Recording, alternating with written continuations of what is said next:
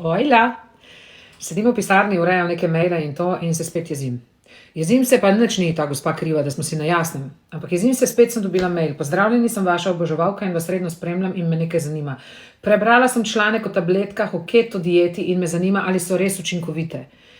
Ne obstajajo te tabletke o keto dieti. Ne reklamiram jih jaz. Vse je to sfejkano. Že nekaj let. To sem že jaz leta 2018 opozarjala. Ampak očitno moje ime pač prodaja in potem vedno znova se najdejo tovrstni ljudje, ki naredijo te fake oglase, naredijo fake intervjuje z mano, seveda ne samo z mano, se so tudi že z Vrbotnovo, pa z ne vem s kom se delali.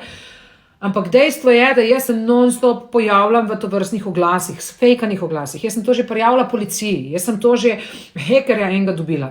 Oziroma pač eno društvo hekerjev, ki so mi pomagali raziskati, odkot to prihaja. To prihaja iz Slovaške.